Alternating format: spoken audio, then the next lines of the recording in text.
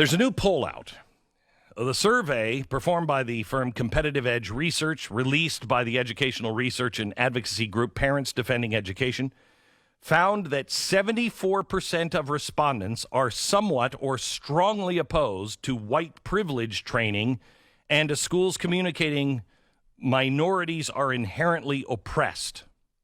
Only 6% of the population was for this. 6. If you feel overwhelmed and you feel you're alone, only 6% are for this. The rest are too afraid to say anything. At this point, they don't have guns. What are you afraid of? All is required is you to group together and speak out. Go and run for your school board. Get on to your city council. Do whatever you have to do to protect what's being taught in our schools and get this. This is worse than Common Core. This is much worse than Common Core. This is re-education. This is indoctrination of our children. And it is so destructive. The only way I can truly describe it is evil. And I describe it as evil because tell me the good that comes out of teaching our children that the only way to stop discrimination is to discriminate. The only way to stop racism is to be a racist in the other direction. Tell me the good that comes out of, hey, kids, you'll never make it because of them. Not good. It is not good. There is a narrow sliver of the farthest left voters that view woke education favorably. A small 6% sliver. I deliver the message to you today, and I have said this to you since 2007. You are not alone. You are in the majority. However, that sliver is in charge of a lot of stuff. I'm going to give you 2 examples. The entire Oklahoma City Board of Education denounced a law passed last Friday that bans critical race theory in public schools, calling it racist and an insult. This is the school board on record after the House and the Senate passed a law and said no critical race theory. They freaked out. They said, according to the school board, that they worry House Bill 1775 will prevent accurate lessons involving race and history. That's so much bullcrap, I can't even, there's not a big enough shovel for that bullcrap. There is no one that wants accurate history taught more than me or probably you. I know the dark history of America. I can out-dark you on American history. I don't care if you're Van Jones. I can make Van Jones' hair stand up and turn white.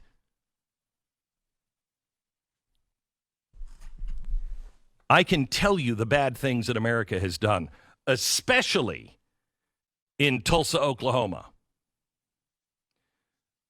But that's not who we are. That's who we were. And that's who we should never, ever become again. And we should talk about the triumph over that kind of evil. I want all of it to be talked about. I am so sick and tired of people thinking that Andrew Jackson on our $20 bill is a decent guy or just an okay president. I think he ended the republic that the founders built. I think that's when we actually took our first turn away from, well, I know it, from divine providence to manifest destiny. Completely an un-American idea. Manifest destiny is not an American idea. So they're freaking out. That's in Oklahoma. That's not New York. That's Oklahoma. So if you think you live in a place less conservative than Oklahoma, you've got problems. Because all members of the school board said this was an outrage that they can't teach critical race theory. Now, let me give you another story. This one from the Daily Caller. Teachers at Tennessee public schools criticized the state's ban on critical race theory instruction, saying it will hurt their ability to teach students about racism. I have no problem teaching about racism. I have every fiber in me is against teaching anti-racism, because that is racism. Tennessee General Assembly banned CRT instruction in early May, preventing schools from teaching students and individual that it is inherently racist as a group or as an individual or an oppressor because of their race. Blah, blah, blah. Or you can also taught that teach that the U.S. is inherently a racist country. I mean, what happens to all the other countries that were built on slavery? What happened to those countries? Why are we the only one that is inherently racist? How about Egypt? How about Egypt? How about England?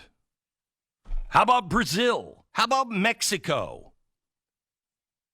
You know, I'm reading this great book called The Fingerprints of the Gods, and it's a search for the true history of humanity. The theory is that humans didn't just pop up 6,000 years ago or 5,000 years ago. Humans were here before, and there was a very technological, savvy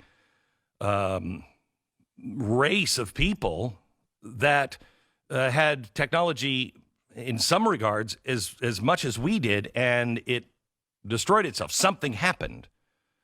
Anyway, this guy, scientist, historian, is going around the world, and he's finding evidence of all of these things. You know, how did this happen if it wasn't there before? Who actually is responsible for all these things? And he's on South America, and he's talking about, you know, the Aztecs and, you know, how bad the Aztecs were. And then he said, you know, Spain comes in and they just slaughter all of the Aztecs. Well, what about Spain? Really? You want to talk about taking over a nation? Spain. They come over. And now everybody's speaking Spanish. Spanish. How come Mexico isn't inherently racist? So sick of it. Anyway, I digress. Liz Jarvis, an English teacher, she teaches English as a second language in Memphis. She plans to flout the law. She says the law favors white children. To be frank, the bill will not make it harder for my personal classroom because I plan to ignore it. Who's going to enforce it?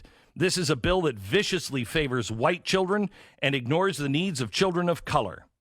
So there's at least one teacher that says it doesn't matter. There are a lot of teachers. Why? Because they were indoctrinated. Why become a teacher? You think you're going to be able to change the world? And I mean, you're somebody plotting to change the world. Why become a teacher? Unless you're going to become a teacher that teaches teachers. Why have 40 students or 25 students and just teach them? Why not teach 100 students who are then going right after your class to teach? You teach far too many people that way. It's perfect.